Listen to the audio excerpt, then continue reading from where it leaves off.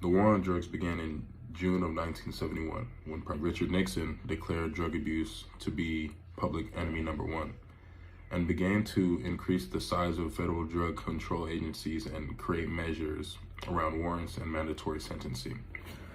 Today, in this Google slide, we are going to discuss the history of the war on drugs and how President Ronald Reagan expanded the reach of drug war and caused incarceration rates, more specifically incarceration rates of people of color, to rapidly rise. This article, written by German Lopez, discusses if drugs are less accessible and levels of potential drug use has decreased unexpectedly. Unexpected consequences have led to profiliated violence around the world and mass incarceration, especially of people of color in the U.S. The article here also states, over the past 4 decades, the U.S. has committed over $1 trillion to the war on drugs, but are still not seeing the results that we once hoped for. The criminal justice system is struggling to keep up, and drug use is still a major problem.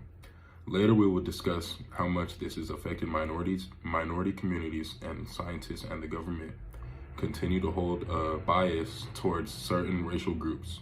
We will then look at how other countries have handled the issue and what we can do as a country. Moving on to a brief history of the war on drugs, it was declared by the 37th President Nixon in June 1971. During this time, there was an increase of federal funding for drug control agencies and drug treatment centers. One of the biggest drug control agencies, the Drug Enforcement Administration, or the DEA, was created in 1973. The main goal was to enforce controlled substance and narcotics laws and regulations.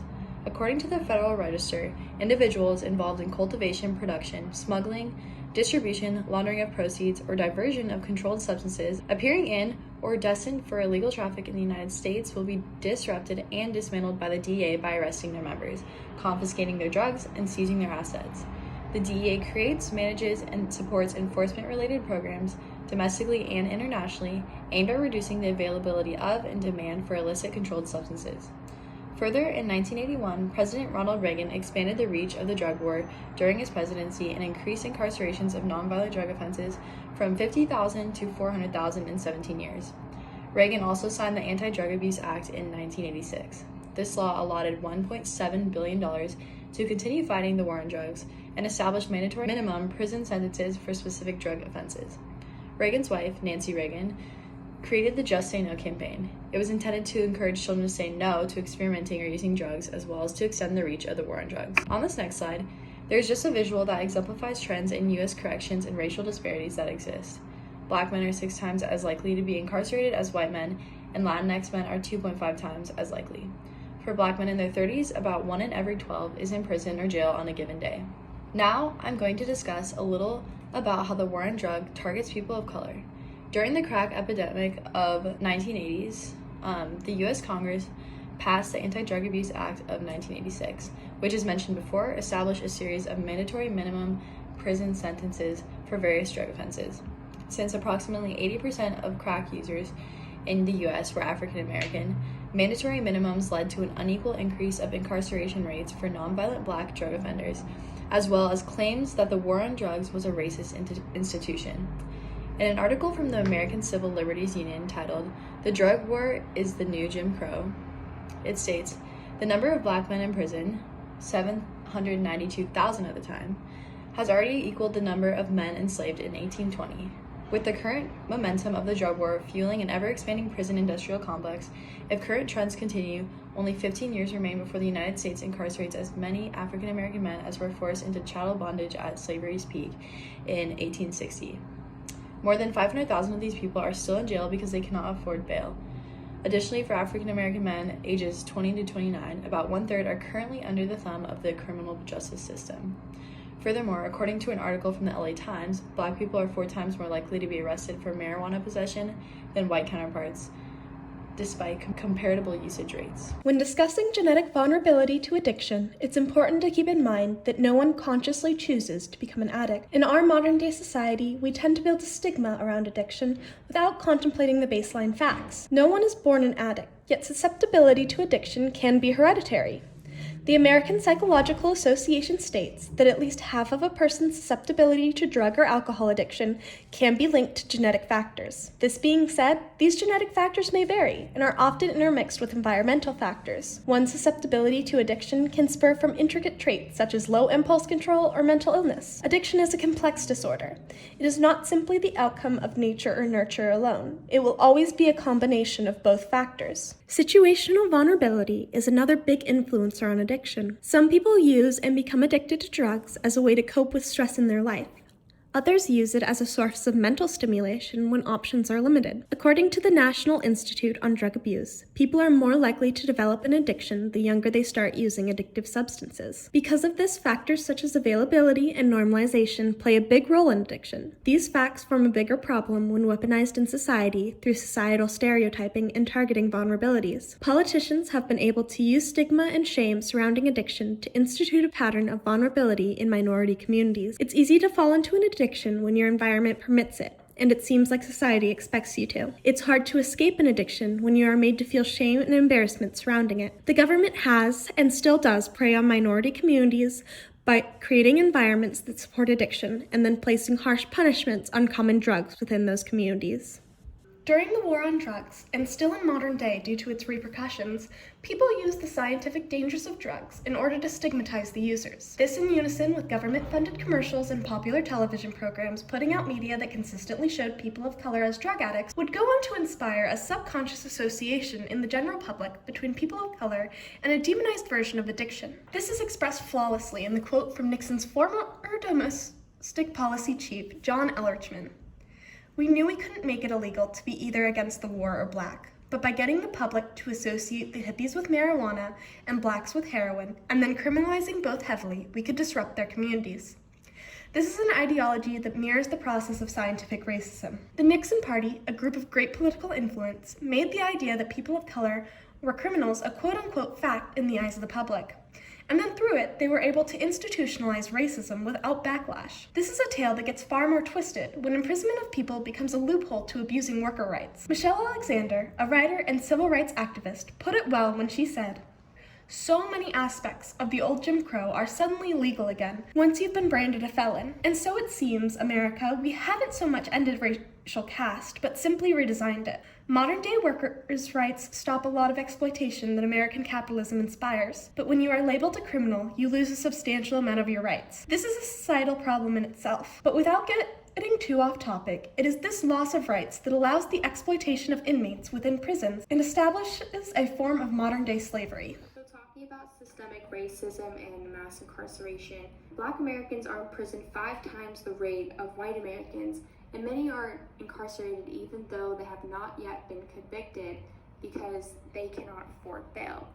And today, 1 out of 3 Black boys can expect to go to jail at least once in their lifetime, and 1 out of 6 Latino boys can expect to go to jail, while every 1 out of 17 white boys are expected to go to jail.